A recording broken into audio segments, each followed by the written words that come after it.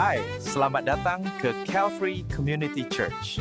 Sebentar nanti Anda akan mendengar khotbah dari pastor. Kami percaya bahwa firman Tuhan berkuasa untuk mengubah hidup. Bukalah hatimu untuk menerima kasih dan kebenaran-Nya. Puji syukur bagimu Tuhan. Kami siap untuk menerima berkat firman Tuhan. Dalam nama Tuhan Yesus kami berdoa. Haleluya. Amin, amin, amin. Puji Tuhan, selamat malam, salam sejahtera dalam nama Tuhan Yesus Kristus. Bersyukur kita boleh ada pada malam ini bersama-sama kembali lagi di dalam ibadah umum kita pada malam Jumat. Dan kita percaya bahwa ibadah kita pasti diberkati Tuhan karena janji Tuhan ya dan amin bagi kita. Di dalam kitab Bilangan pasal 6 saudara, ayat 22 sampai ayat yang ke-27. Bilangan pasal 6 ayat 22 sampai ayat yang ke-27.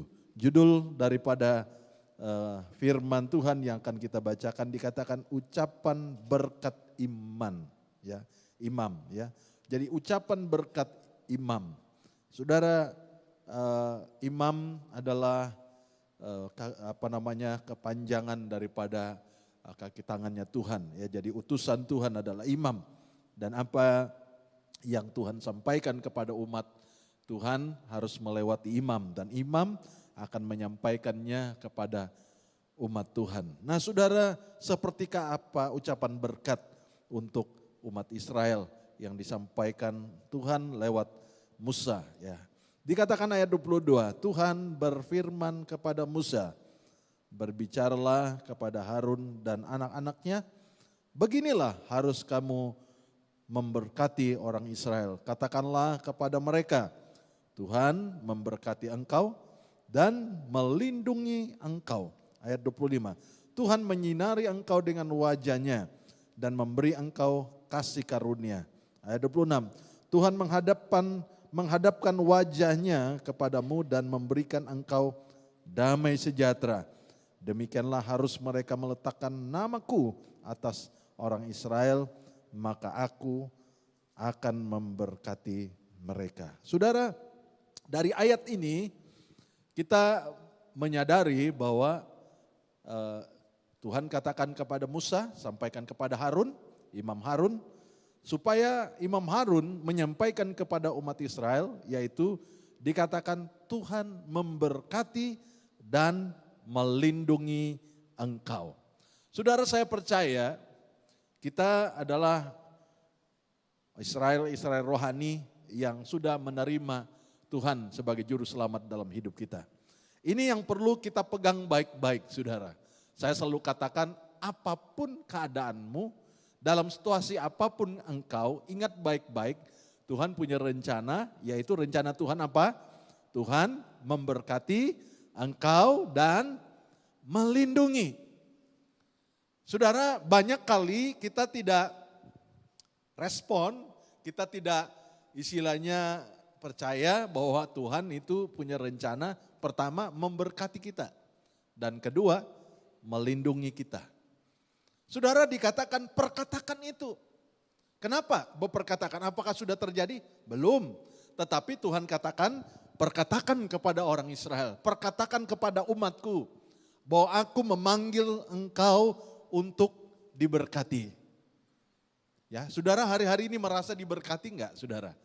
Nah kalau saudara belum merasa diberkati, berarti engkau belum menghidupi janji Tuhan. Engkau belum mengimani. Itu sebabnya kita dikatakan ucapan berkat. Itu diucapkan, belum lihat saudara, belum mengalami. Tetapi Alkitab berkata ucapkan berkat. Tadi kita nyanyikan perkatakan dengan iman, perkatakan dengan berkat, kata berkat. Apakah sudah terjadi? Tidak, saudara, belum terjadi. Seringkali kita lebih percaya dengan situasi keadaan kita. Kita lebih suka bimbang, kita lebih suka khawatir, kita lebih suka cemas. Dan kenapa kata-kata ini disampaikan kepada orang Israel? Karena dikatakan supaya engkau mengalami damai sejahtera. Ada perlindungan. Nanti kita akan melihat lebih dalam, saudara. Pertama saya ingin membahas dulu kata berkat dan perlindungan. Saudara, kita ada dalam rumah, saat kita mau beristirahat, kita masuk di dalam rumah supaya apa? Ada perlindungan dalam hidup kita. Kita boleh tidur nyenyak, kita boleh rasa aman, karena ada perlindungan, saudara. Seringkali kita tidak merasa nyaman, kita tidak merasa damai, kita tidak merasa tenang. Kenapa? Karena kita tidak mengalami pelindungan itu. Sehingga yang sering kali muncul dalam hidup kita, kekhawatiran, ketakutan. Saudara, bukan berarti semuanya sudah terjadi, belum. Karena kalau saudara katakan iman, berarti itu belum terjadi, itu belum dilihat. Tetapi itu bisa terjadi kalau kita percaya. Amin, saudara. Itu sebabnya kata-kata ini disampaikan. Kenapa Tuhan katakan, perkatakan berkat. Ya.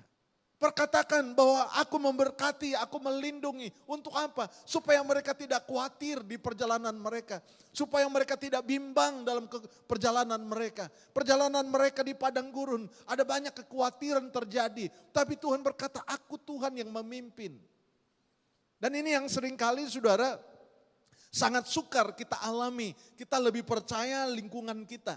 Kita lebih diyakinkan dengan apa yang ada di sekitar kita. Dan kita seringkali meragukan apakah Tuhan ada, apakah Tuhan memberkati. Ya. Seringkali saudara kita perlu yang namanya iman sebelum itu terjadi. Ya, kalau saudara tidak perlu iman, untuk apa firman ini ada? Karena Alkitab berkata iman timbul dari mendengar firman Tuhan. Amin. Kenapa dia diperkatakan? Supaya mereka percaya, mereka punya iman. Dan iman mereka pasti akan terjadi. Itu sebabnya saudara, seringkali kita kurang mengerti. Kita berpikir kalau jadi anak Tuhan ya percaya saja, jadi anak Tuhan, jadi Kristen saja, berkat itu mengalir. Tidak, tetapi seringkali Tuhan taruh iman dulu. Ya. Apabila sudah punya iman, saudara, maka apa yang kita imani itu yang terjadi di dalam hidup kita. Itu sebabnya pada malam hari ini banyak kali kita kehilangan berkat Tuhan, kita kehilangan damai sejahtera, kita kehilangan rasa sukacita itu. Kenapa? Karena kita tidak mengimani apa yang Tuhan katakan. Itu sebabnya seringkali Tuhan menegur kita itu harus menjadi seperti seorang anak kecil. Kenapa? Karena seorang anak itu saudara, dia tidak pernah bertanya, Mama hari ini sudah masak belum? Tidak, dia tidak pernah bertanya. Yang dia tahu jam makan dia berkata, saya lapar, saya mau makan. Dia menangis supaya orang tuanya, mamanya memberikan dia makan, saudara. Dan seringkali saya katakan kita hanya sekadar menjadi orang Kristen, tapi kita tidak hidup di dalam iman. Itu sebabnya Alkitab katakan kepada Harun supaya Harun memperkatakan kepada orang Israel bahwa Tuhan memberkati engkau. Kata engkau ini saudara saya senang karena engkau ini berbicara tentang pribadi. Ya, dia tidak perkatakan kepada kamu, ya Tuhan memberkati kamu, berarti itu jumlahnya umum. Tetapi ini engkau, ini merupakan pribadi. Ya, engkau ini merupakan seseorang. Seseorang yang apa? Seseorang yang percaya dan menerima dengan iman, saudara. Nah seringkali saya katakan Tuhan memberkati kita itu bukan secara umum. Kalau berkat umum itu kan kalau hujan turun semua kena. Ya itu berkat umum. Ya, kalau kemarau semua terjadi kena. Ya itu umum. Tapi berkat Tuhan itu selalu personal, pribadi. Berkat anak saya dengan berkat saya tidak sama, saudara. Saya tidak bisa mengklaim berkat yang dia terima, saya juga harus terima, saudara. Tidak, sesuai dengan kapasitasnya, sesuai dengan imannya, seperti itulah yang dia terima. Saudara, itu sebabnya saya katakan bukan hanya berkat umum. Tuhan ingin menyediakan kepada kita berkat secara personal. Itu sebabnya saya katakan Tuhan kita itu Tuhan secara pribadi dengan kita. Amin saudara. Jadi Tuhan bekerja secara personal dengan kita. Ya, itu sebabnya kalau saya berdoa berkat saudara, saudara secara personal respon. Ya. Saudara tidak katakan, oh kalau Tuhan memberkati sisi Kota Masai, semua kami kena. Tidak, personal, pribadi saudara. Kita melihat bahwa seringkali Yesus berkhotbah kepada banyak orang. Tapi tidak semua orang respon. Saudara masih ingat ada wanita yang 12 tahun menderita pendarahan? Ada banyak orang berkerumun di situ. Tetapi waktu dia berkata dalam hatinya, asal ku jamah saja jubahnya, aku akan sembuh. Itu secara personal. Dan waktu Yesus berkata, siapakah yang menjamah aku? Orang heran, bukankah banyak orang di sekitar ini? Bagaimana engkau berkata, siapakah yang menjamah aku? Lalu muncullah wanita itu dan berkata, Tuhan, akulah yang menjamah. Nah saudara, seringkali saya katakan bahwa firman Tuhan katakan kepada kita pada hari ini. Tuhan memberkati engkau dan melindungi engkau. Saya katakan ini berkat pribadi, personal. Keluarga saudara mungkin banyak anggota keluarga, tapi berkatmu secara pribadi itu karena hubunganmu secara pribadi dengan Tuhan. Bukan karena suamimu, bukan karena istrimu, bukan karena anakmu. Karena kita selamat saudara, bukan numpang keluarga. Selamat kita di tangan Tuhan itu karena iman pribadi. Dia tidak katakan, oh keluarga Pastor Winifred maju, selamat. Oh tidak saudara, keselamatan itu pribadi. Dan tidak semua, bayangkan 12 murid. 12 murid tidak semua selamat. Kenapa? Karena keselamatan itu pribadi. Yudas mengambil keputusan yang berbeda dengan teman-teman yang lain. Sehingga kematiannya tidak seperti 11 rasul yang lain. Kematian Yudas saudara, mati gantung diri. Kenapa kita tidak katakan, bukankah Yudas seorang yang dipercayakan Tuhan sebagai bendahara? Saudara, saya yakin dan percaya Tuhan menempatkan Yudas sebagai bendahara, bukan calang-calang. Dia matematiknya jago, dia pandai hitung-hitungan. Tetapi saudara, soal keselamatan itu adalah soal pribadi. Dan saya percaya juga soal berkat itu adalah soal pribadi. Amin. Ya. Saudara tidak katakan ini berkat ini karena saya numpang istri saya. Ya. Tidak bisa saudara. Ya, walaupun saat engkau diberkati tentu engkau sharing dengan keluargamu. Ya, tetapi saya katakan berkat Tuhan secara pribadi. Karena berkat itu saudara luas. Berkat itu bukan soal duit, bukan soal harta. Nanti kita akan melihat seperti apakah berkat Tuhan dalam hidup kita. Kata berkat itu saudara komplit dalam segala sisi. Bukan hanya satu sisi saja. Ya, dunia kalau mengukur berkat itu hanya dari sisi keuangan saja. Dia tidak melihat dari damai sejahtera, kesehatan, penghiburan. Dia hanya berkata kalau saya diberkati itu pasti kaya. Dia hanya melihat satu sisi saja. Ya, tetapi berkat Tuhan buat kita itu 3D. Ya, dari semua sisi. Makanya sekarang model-model kereta sekarang itu semua arah bisa dilihat. Kalau dulu kan nggak ada. Ya, sekarang itu banyak model-model baru itu saudara duduk sih saudara bisa putar.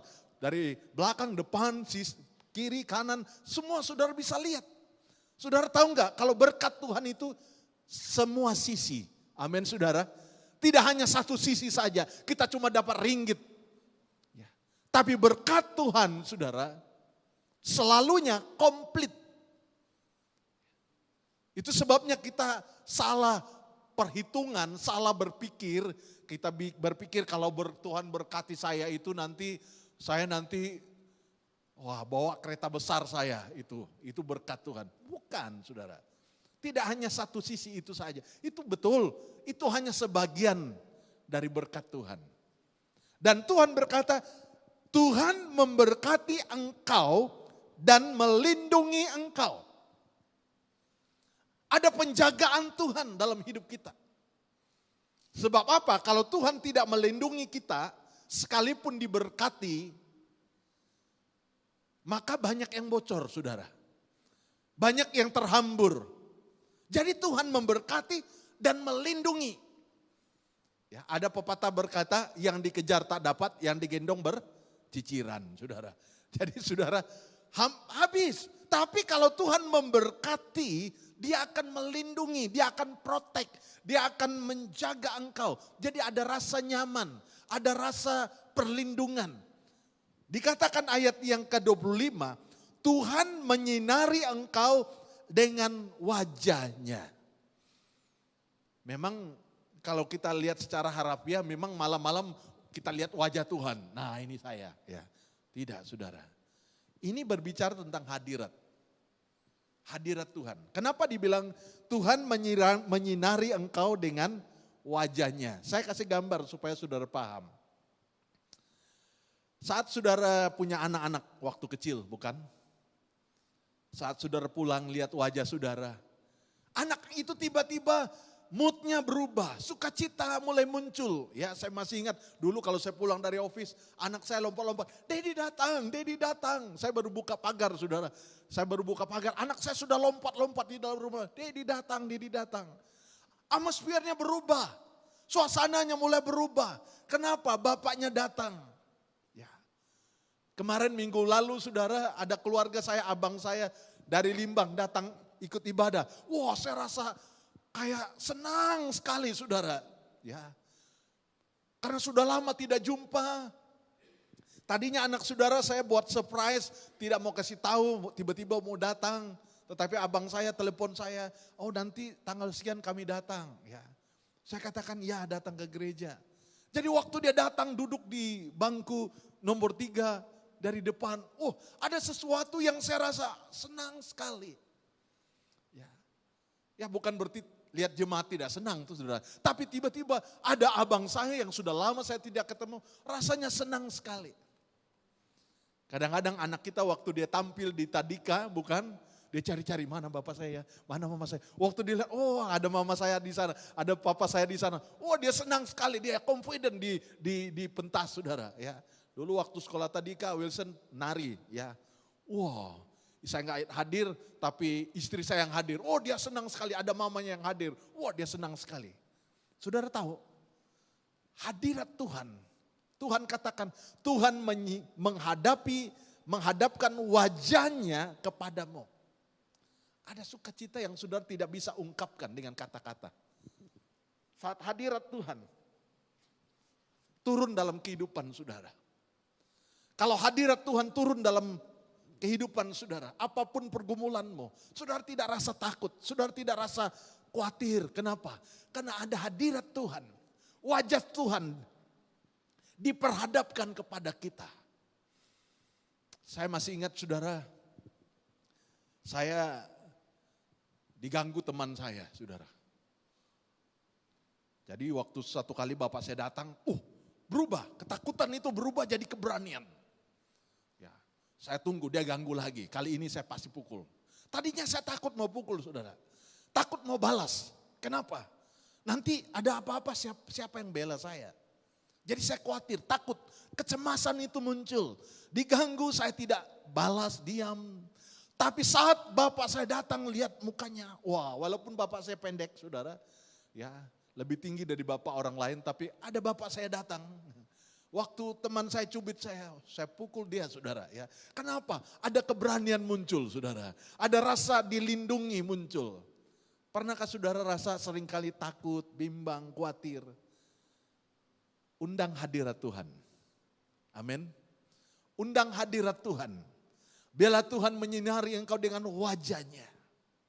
Wajah yang penuh kasih. Itu sebabnya banyak kali orang bersaksi saudara. Mereka mengalami pertobatan. Mereka katakan, kami melihat wajah yang penuh kasih. Beda kan dengan penyembahan-penyembahan yang lain. Ya, dengan wajah yang bengis, alis mata yang naik saudara. Dengan muka yang menyeramkan. Kira-kira dia mau bilang I love you kah sama saudara? Ya, nggak mungkin. Ya. Tapi Tuhan kita dengan wajah yang penuh kasih. Halo? Saat Tuhan menampakkan wajahnya, saudara merasa sesuatu yang Tidak saudara bisa ungkapkan, kata-kata saudara terbatas untuk menceritakan rasa nyaman, rasa sukacita yang mengalami saudara lingkupi dalam hidup saudara. Sesuatu yang rasa aman terjadi. Itu sebabnya saudara, waktu Stefanus mau direjam, waktu dia direjam, ada sukacita yang melingkupinya. Dia tidak takut saudara waktu dilempar dengan batu, direjam untuk dihukum bunuh. Dia tidak takut. Dia rasa sukacita yang besar. Dikatakan dia memandang ke atas dan berkata, dia melihat hadirat Tuhan. Itu sebabnya saat engkau mengalami ketakutan, saat engkau mengalami yang rasanya cemas, undanglah hadirat Tuhan turun dalam hidup saudara. Saudara akan merasa sukacita, dilingkupi dengan luar biasa.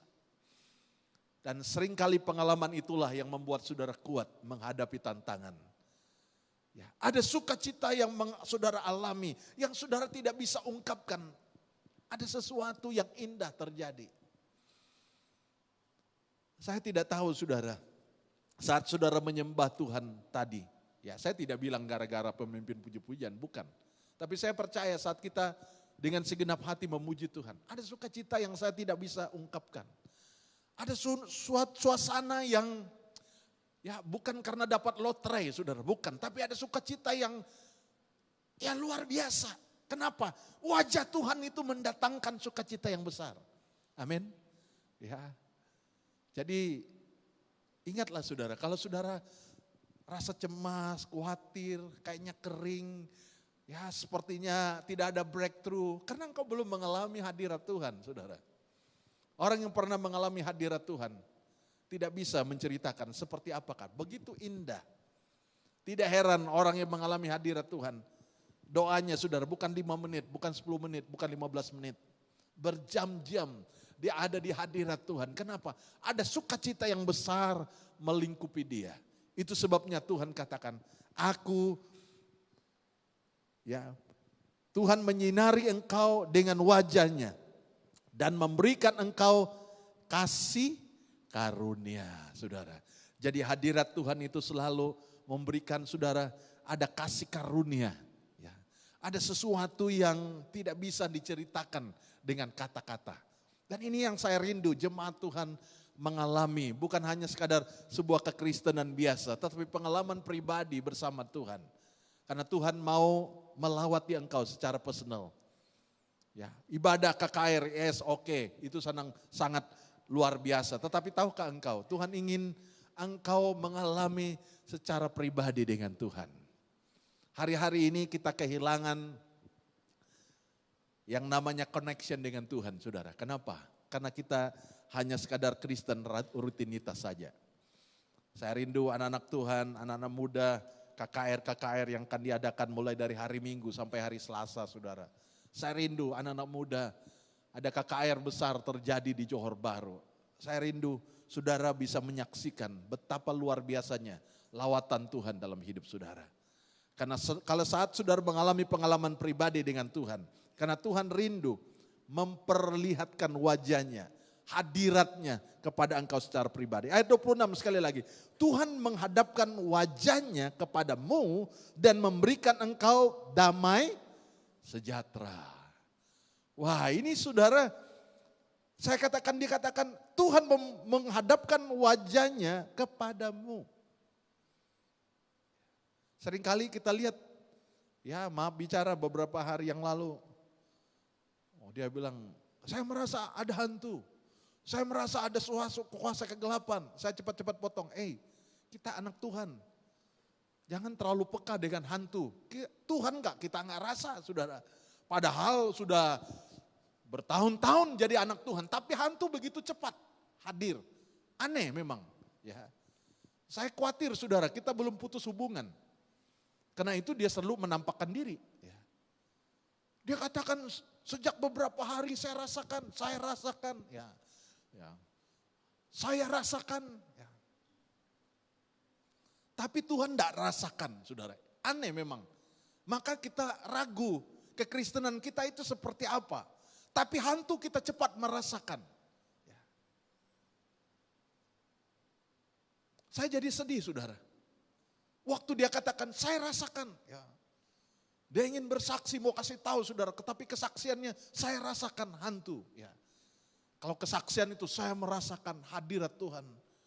Wow, memenuhi ruangan ini. Oh, saya pasti senang sekali. Tapi saya rasakan suasana yang mencekam, ketakutan. Kita bangga cerita itu saudara. Anak Tuhan, pernahkah saudara mengalami hadirat Tuhan di rumah saudara? Atau yang saudara alami ada gangguan hantu? Gangguan-gangguan yang tidak menyenangkan. Saudara saya waktu dia dengar kesaksian Daud Tony. Karena Daud Tony katakan kalau santet itu dikirim, atap rumah tuh kepah bunyi kayak gitu saudara. Ada barang jatuh dari atas atap. Hati-hati katanya. Jangan-jangan ada kiriman santet. Tiba-tiba tengah malam saudara. Ada buah tarap jatuh atas atap saudara. Ketakutan dia saudara. Jangan-jangan santet ini, santet. Yakin betul dia kena santet saudara. Yakin betul dia ada kuasa kegelapan yang sedang menyerang.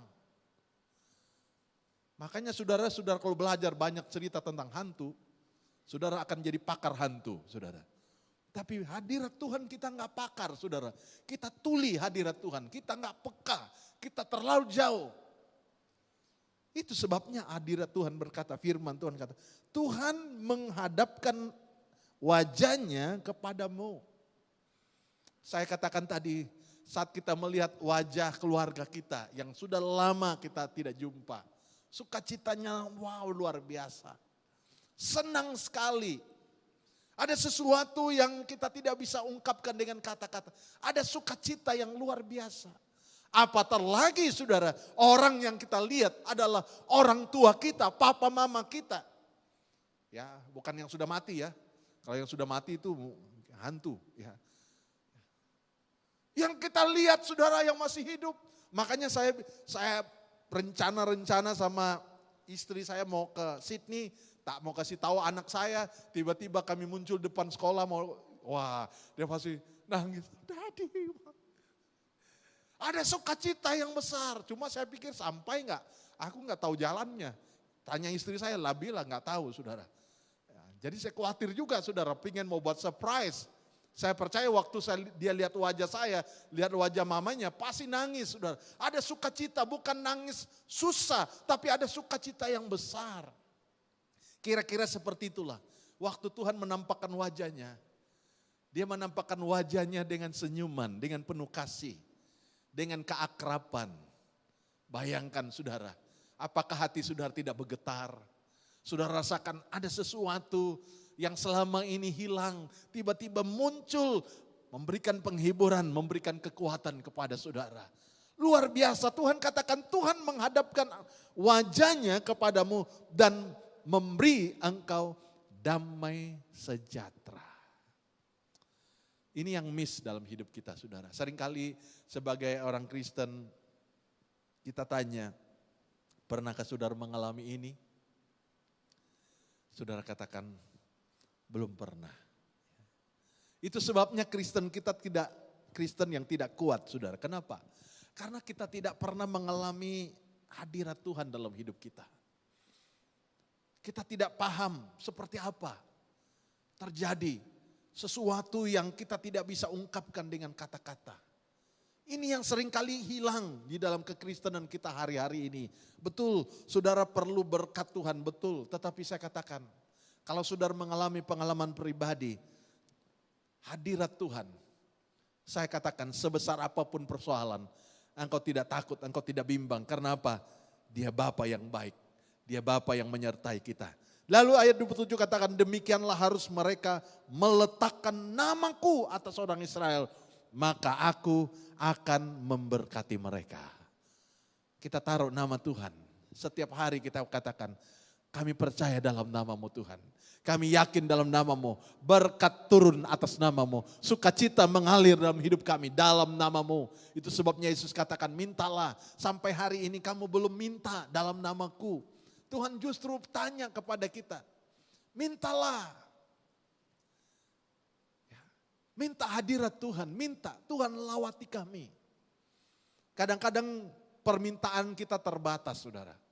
Tapi saat hadirat Tuhan turun dalam hidup saudara, tidak ada hal lain yang saudara minta selain mengalami kasih Tuhan. Yang mengalami hadirat Tuhan. Karena saat engkau masuk dalam hadirat Tuhan, segala kesusahan, segala kebimbangan, kekhawatiran, Tuhan rangkul engkau. Dan kita melihat saudara, kenapa kita perlu hadirat Tuhan.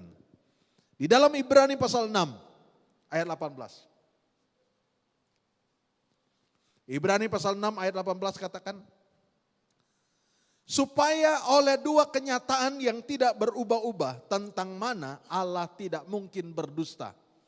Kita yang mencari perlindungan beroleh dorongan yang kuat untuk menjangkau pengharapan yang terletak di depan kita.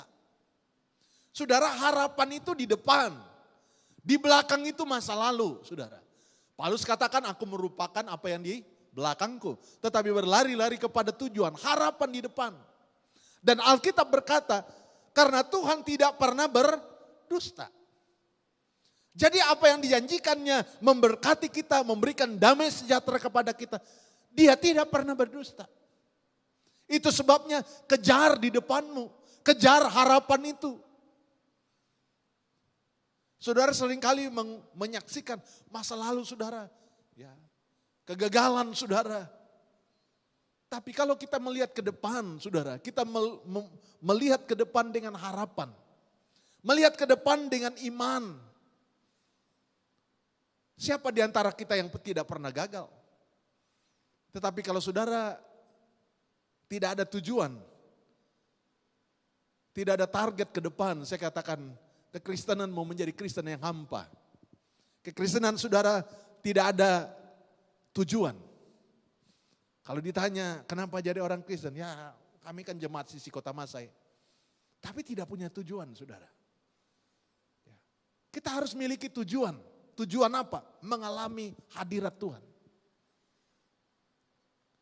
Seringkali banyak anak sekolah, kalau tidak tujuan, dia nggak berusaha saudara. Kenapa? Karena nggak punya tujuan. Orang yang punya tujuan saudara, dia build up dirinya. Dia berusaha, dia lakukan the best. Kenapa? Karena ada tujuan. Seorang olahraga, kalau dia tidak punya tujuan, dia hanya melatih, hanya sekadar untuk kesehatan, hanya sekadar mengeluarkan peluh. Tetapi seorang olahraga yang punya tujuan, dia punya target. Kalau saudara pernah dengar Tiger Woods pernah juara dunia golf. Satu hari dia berlatih untuk memukul bola golf. 10.000 biji per hari. Kalau kita mau pukul 10.000 biji bola golf, saya pikir tangan saudara pasti lecet. Setiap kali dia pukul, dia dengan tujuan. Ya, saya enggak pernah main golf, saudara. Anak saya pernah ajak saya pikir belum lah. Nanti tunggu kalau kaya baru saya main golf, saudara. Mereka pergi main golf, saudara. Dan setiap kali pukulan dikatakan harus dengan tenang. Hati itu tenang, memukul bola dengan percaya diri, bola itu nanti terus masuk ke lubang sana. Ya. Walaupun tidak semua jadi. Apa saja permainan sukan saudara. Kalau dia tidak fokus, maka hasilnya tidak maksimal. Tetapi seorang olahraga dengan tujuan, jadi dia punya target saudara. Makanya Alkitab berkata, supaya oleh dua kenyataan yang tidak berubah-ubah tentang mana Allah tidak mungkin berdusta. Kita yang mencari perlindungan beroleh dorongan yang kuat untuk menjangkau pengharapan yang terletak di mana saudara? Di depan. Jangan di belakang saudara. Di belakang itu masa lalu. Tetapi di depan itu adalah pengharapan. Apa yang menjadi harapan saudara? akan lebih baik dari kemarin, betul? Tapi jangan hilang harapan, saudara. Jangan sedikit masalah, hambatan, tidak, tetap fokus. Percayalah saudara, seburuk apapun keadaanmu, saya percaya dengan yakin, janji Tuhan tidak pernah berdusta. Di depanmu adalah masa depan yang penuh harapan. Amin. Ya. Kenapa ayat itu mengatakan sudah terjadi belum? Belum. Tetapi dikatakan di depan pengharapan yang terletak di depan kita. Di dalam Mazmur, saudara. Mazmur pasal 55 ayat 22. Mazmur pasal 52 ayat 22. Kitab Mazmur pasal 55 ayat 22. Betul enggak saudara? Mazmur 55 ayat 22. Nah, serahkanlah kekhawatiranmu kepada Tuhan, maka Ia akan memelihara engkau, tidak untuk selama-lamanya dibiarkannya orang benar itu goyah. Alkitab berkata, serahkanlah kekhawatiranmu kepada Tuhan. Saya masih ingat ini kesaksian teman saya di Singapura. Dia bersaksi di ibadah youth kaum muda, waktu itu saya kaum muda di Singapura. Dia bilang ayat ini ada di kamar ruang tamu rumah mereka. Sudah dibingkaikan, ada bingkai. Jadi ayat ini sudah lama dia beli hiasan di ruang tamu. Tapi waktu itu dia mengalami persoalan dalam keluarganya. Mengalami persoalan. Dia khawatir, tidak bisa tidur. Tapi sementara dia di ruang tamu tidak bisa tidur, dia terbaca ayat ini di ruang tamu. Lalu dia bilang, loh ini kan ayat ini sudah lama di depan ruang tamu saya. Dia mengimani saudara, dia mengimani ayat itu, dia berkata Tuhan saya tidak mau khawatir lagi. Tuhan katakan serahkanlah kekhawatiranmu kepada siapa? Kepada Tuhan. Sebagai contoh, ini masalah saya. Saya serahkan kepada seseorang. Berarti orang itu yang bertanggung jawab. Betul? Ya. Alkitab berkata, kita belajar saudara menyerahkan kekhawatiran kita, persoalan kita kepada Tuhan. Kalau sudah kita serahkan kepada Tuhan, dan kita khawatir lagi, berarti kita belum serahkan saudara. Itu sebabnya saya katakan kita seringkali senang memeluk masalah kita. Kita senang ikat masalah kita dalam hidup kita. Ya, seberat-beratnya kita taruh masalah ini. Padahal Tuhan katakan serahkanlah kekhawatiranmu kepada Tuhan. Jadi saudara, kekhawatiran yang sebenarnya sudah di tangan Tuhan, saudara,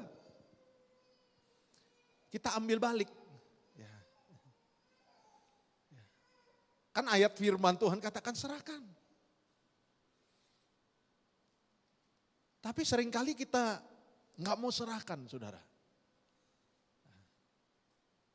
Yang salah siapa? Ini janji Tuhan loh saudara, tadi kita katakan bahwa Tuhan tidak pernah berdusta. Tuhan katakan serahkan ekonomi saudara, persoalan hidup saudara, sakit penyakit saudara. Serahkan kepada Tuhan. Istri saya makan obat saudara, saya beli sama dia.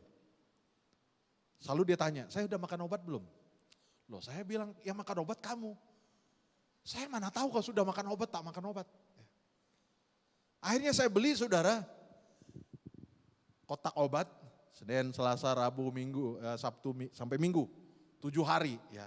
Saya bilang kamu taruh hari Senin, untuk hari ini berapa biji. Jadi kalau kamu lihat, saya makan obat belum, kau lihat hitung berapa biji obat itu. Kalau belum kurang, berarti kau belum makan. Ya. Tapi kadang-kadang saudara dia tanya lagi saudara, saya sudah makan obat belum? Saya bilang cek Itu tanggal itu saudara masih ada nggak obatnya? Ya. Seringkali kita lupa saudara. Ya.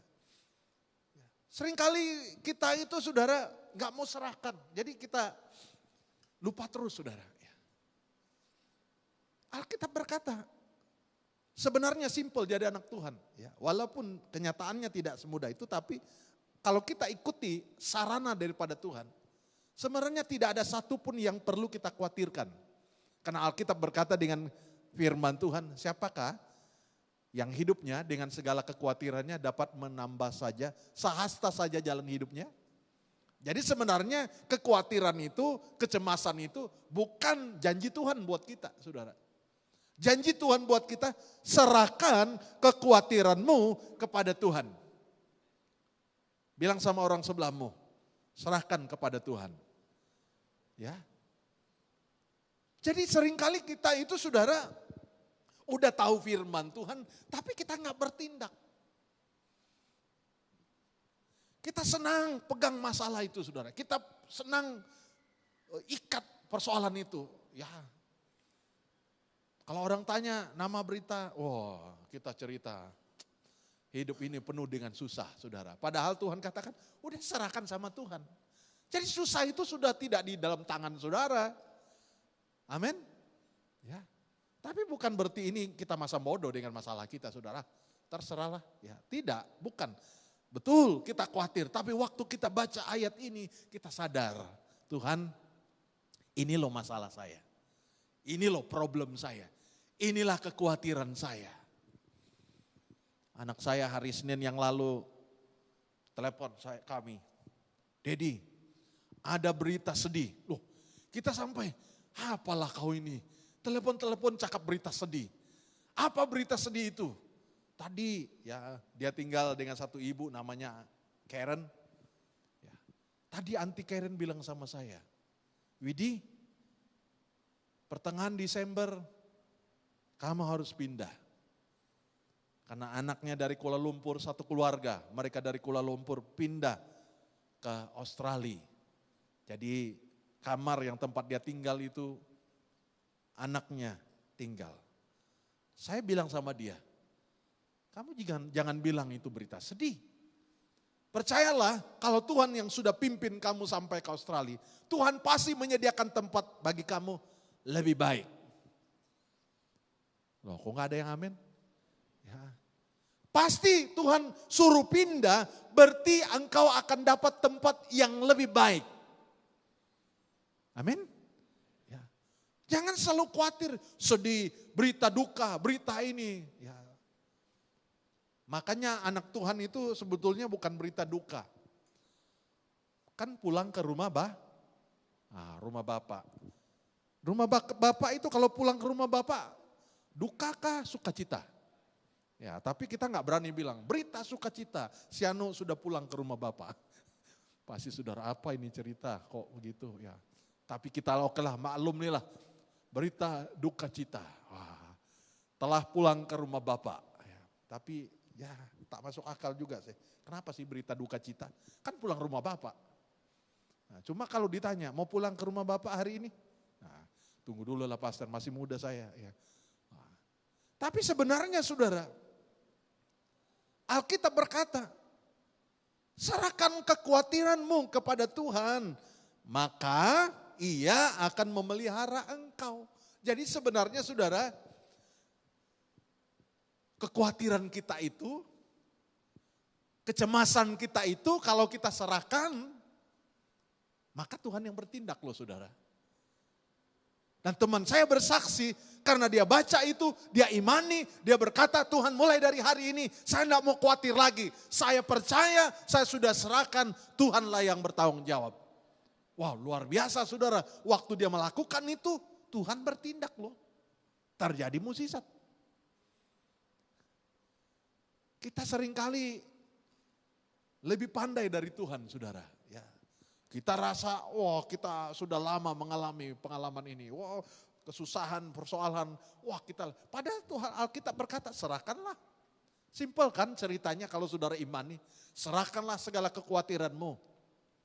Saudara sudah lakukan terbaik, saudara sudah usaha semaksimal mungkin, tetapi kenyataannya terjadi seperti itu.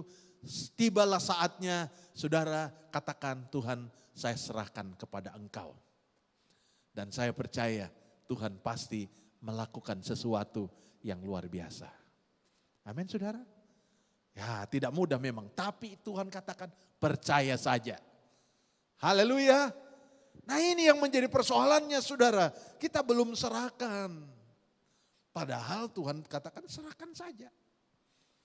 Dalam Ibrani saudara, kenapa kita berani berkata pasti Tuhan tolong. Dalam Ibrani pasal 12 ayat terakhir saudara. Ibrani pasal 12 ayat 23 sampai ayat 28. Ibrani pasal 12 ayat 23 sampai 28 dikatakan demikian. Jagalah supaya kamu jangan menolak Dia yang berfirman. Sebab jikalau mereka yang menolak Dia yang menyampaikan firman Allah di bumi tidak luput. Apalagi kita jika kita berpaling dari Dia yang berbicara dari sorga. Waktu itu suaranya menggoncangkan bumi. Tetapi sekarang Ia memberikan janji. Satu kali lagi aku akan menggoncangkan bukan hanya bumi saja, melainkan langit juga.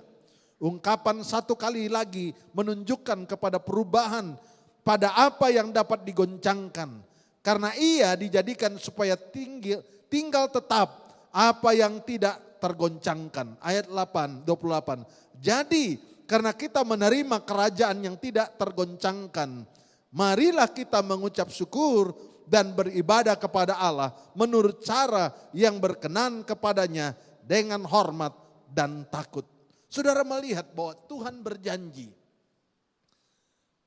Kerajaan yang diberikan kepada kita tidak digoncangkan, tidak tergoncangkan saudara. Apa yang ada di dunia ini, satu saat semuanya goncang. Ekonomi, apapun yang ada di dunia ini akan tergoncang. Tapi pengharapan saudara di dalam Tuhan yang tidak tergoncangkan itu, maka itulah yang kau pegang baik-baik saudara. Saudara, hari-hari ini kejahatan bertambah-tambah saudara.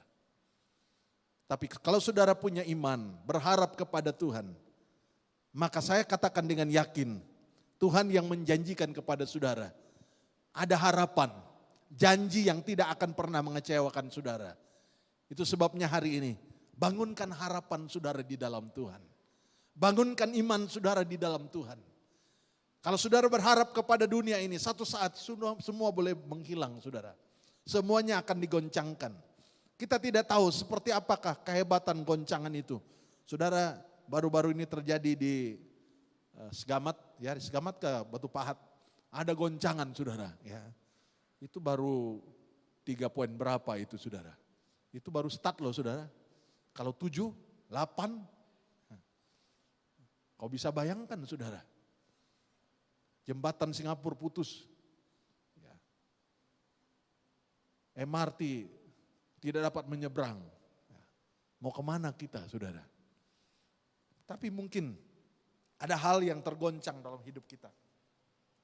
Tapi mari saudara, harapanmu jangan sampai hilang. Di dalam Mazmur tadi katakan serahkan kekhawatiran kepada Tuhan. Maka Ia pasti bertindak. Artinya saudara, dengan iman kita katakan, problem saya, pergumulan saya tidak dapat tanggung sendiri, tapi saya mau letakkan dalam tangan-Mu dan saya mau bersukacita di dalam Tuhan. Karena saya tahu Tuhan yang bela kita saudara. Mari kita bangkit berdiri bersama-sama saudara. Seringkali kenyataan hidup kita, seringkali kekhawatiran itu melanda, ketakutan itu melanda kita. Kita tidak mengalami yang namanya hadirat Tuhan. Karena Tuhan katakan, Dia menyampaikan berkat kepada kita. Kata-kata berkat. Tuhan berkata kepada Musa, sampaikan kepada Harun. Supaya Harun menyampaikan itu kepada orang Israel. Tuhan memberkati engkau dan melindungi engkau. Tuhan menyinar engkau dengan wajahnya dan memberi engkau kasih karunia. Tuhan menghadapkan wajahnya kepadamu dan memberi engkau damai sejahtera. Demikianlah harus mereka meletakkan namaku atas orang Israel. maka aku akan memberkati mereka. Saudara, sudahkah saudara mengalami hadirat Tuhan, sukacita yang dari Tuhan? Saat kesusahan melanda, saudara rubah menjadi sukacita yang daripada Tuhan.